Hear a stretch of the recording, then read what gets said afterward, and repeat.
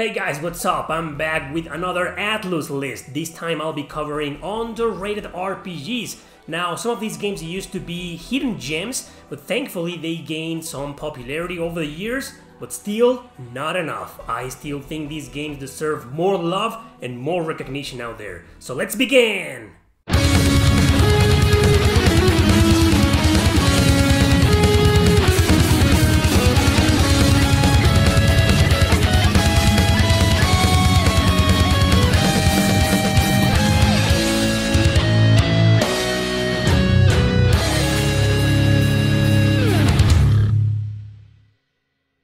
Number 10. Tactics Ogre, The Knight of Lodis.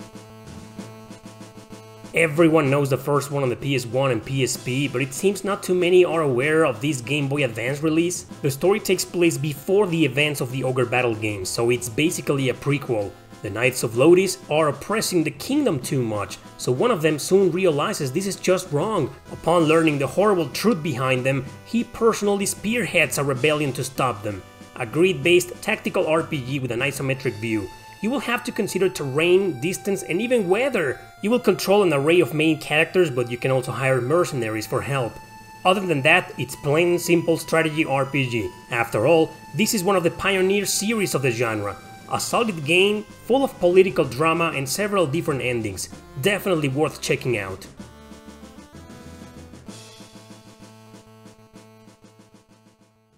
Number 9. Code of Princess. This is about the 3DS version, not the Switch one, as that one was published by Nicalis. The North American 3DS release is the only one published by Atlus.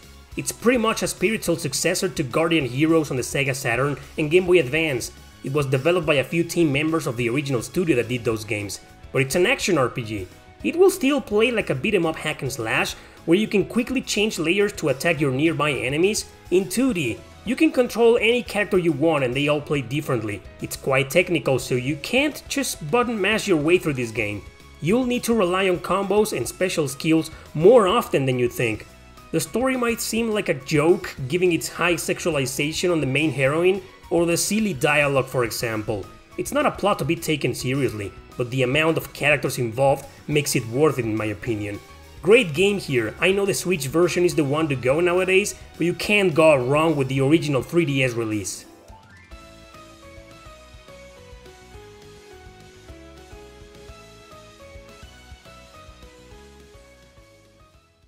Number 8. Ogre Union. Ogre Union was originally released on the Game Boy Advance to some huge difficulty problems. Its PSP port was so much better, but still brutally hard. It's probably one of the hardest JRPGs to get into that I've played. Its overly complex mechanics can be quite a challenge even for veterans of tactical RPGs. Basically, you control several class or race-oriented units, each with a commander, through grid-based maps. Battles will start with a morale bar that you'll need to manipulate depending on your stats, your class, and also the enemies. Rock, paper, scissors is here as usual, so you need to consider strengths and weaknesses. Everything, however, is dictated by the spell cards you'll use per fight, so you will also need to select them carefully. And this is just the surface explanation of this great but complicated game. An underrated gem by Sting Entertainment, published in the West by Atlus.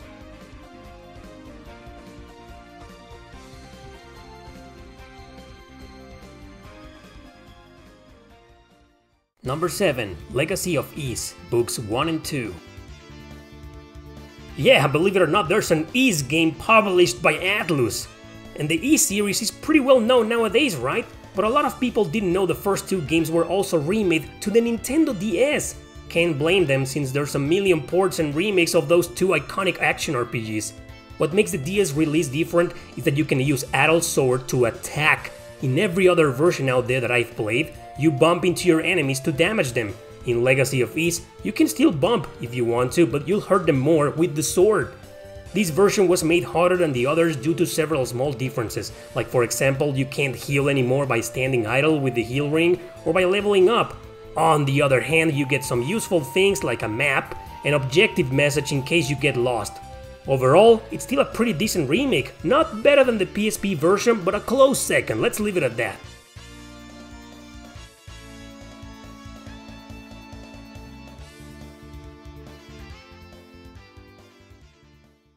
Number 6. Shining Force Resurrection of the Dark Dragon. Everybody knows the original Sega Genesis release, also included in several collections out there, but the GBA enhanced port published by Atlus, it's kind of unknown. It shouldn't be because I think it's the best version to play of this game. It's the same story, just with Game Boy Advance graphics and a few additions. One such addition is the inclusion of a new character that also brings a new card mechanic, but everything else is the same with story and characters, but only with a few extra details. The difficulty was rebalanced, cause sometimes there will be some weird spikes in the original release. Controls are better and interface works faster, like the loading times. I wish the second game could have been ported just like this. Anyway, it's a timeless classic and one of the most important tactical RPGs of all time, so there you go.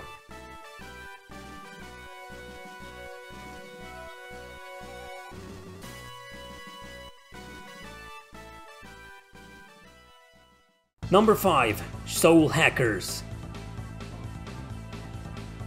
If I was gonna choose just one Shin Megami Tensei title, it had to be this one. The Raidu Kusunoha games? Too damn expensive. Digital Devil Saga? Sure, but I think they've gotten somewhat popular nowadays, thankfully. The rest are pretty well rated in my opinion, so this awesome remake on the 3DS won the spot. A group of hackers find out through a virtual game that the city is being attacked by demons. Upon fighting organized crime, they'll soon be dragged into a bizarre plot involving several twisted parties. I know it's controversial since I generally dislike dungeon crawlers in first person, but I overlook that because the story, the characters, the music and the battle system is just amazing.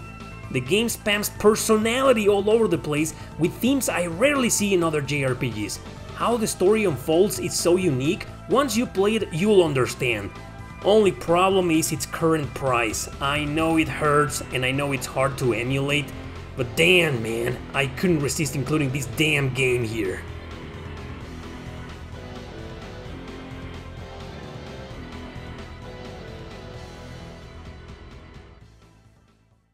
Number 4. The Alliance Alive.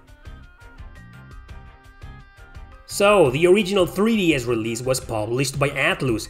Not its HD remaster though, but you can't go wrong with this one. I'm so glad this game got more popular cause it's so good. You already know the script belongs to the creator of Suikoden, and it's about several characters from different races trying to end the elitist demon oppression in their world. In order to do that, they'll need to go around the guilds to recruit them and unite together against their enemies. Now, this game is influenced by Square Enix's Saga series when it comes to combat. It's turn-based and you can select a variety of formations depending on the characters you'll control, but instead of leveling up, random status will increase after each battle for each character. Weapons also break, so you need to keep that in mind. Fortunately, every character can equip up to 3 different weapons and you can just master them if you want to. With all these penalties involved, you'll need to strategize better your approach to battle. It's a very underrated game, so glad it got a modern remaster, but I still think it needs more love.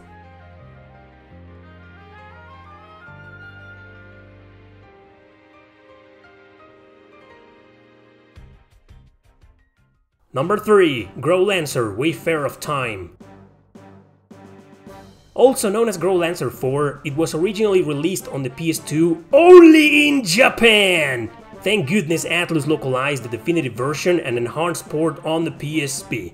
This is the only Growlancer that's kinda popular, the one most people know out there, and it's also extremely hard.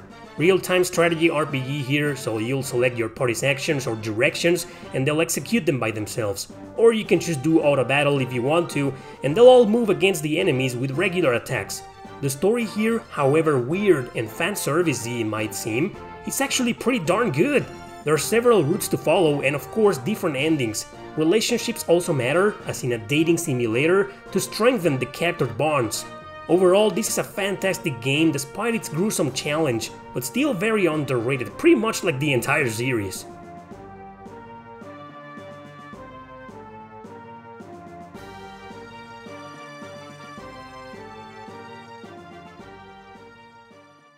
Number 2. Lost Dimension. I covered this and Growlancer in their respective consoles' most underrated RPGs videos. I haven't changed my mind on either, they're both criminally underrated.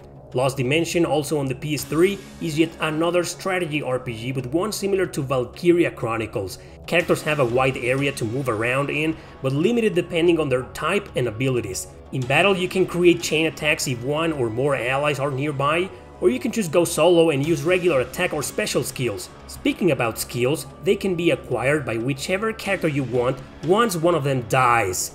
They have to die though, otherwise you won't be able to advance to the next floor. This is story related as everyone is trapped here and the antagonist forces them to choose one traitor to literally kill them in order to advance every time! A minigame based on your analysis will be available to play to determine who's the traitor, kinda like in the Danganronpa series.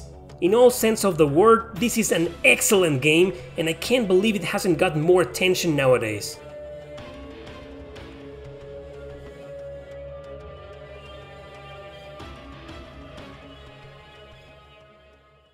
Number 1. 13 Sentinels, Aegis Rim. Everyone talked about this game when it first came out. That helped Atlus and Vanillaware a lot with their sales. So it's popular, and it's earned a well-deserved spot among the mainstream, right? Unfortunately, that's not the case. After being the talk of the show for a few months, this game passed out on the road of oblivion, on its way to become a hidden gem. We can't let that happen. You've heard marvels of its story and visuals, which is 100% accurate. Possibly one of the best JRPG stories ever written of this generation. It's told in terms of flashbacks, leaping through time, so it's hard to understand at first, but once it starts coming together through every character's point of view, you'll see its unrivaled writing technique. The battle system being real-time strategy is very easy at the beginning, so if you find it complicated, don't worry, as it holds your hand for a while until you learn it properly. It's a masterpiece, this one. Strange name and strange combat, I know, but strange can be phenomenal, and this game is unequivocal proof of that.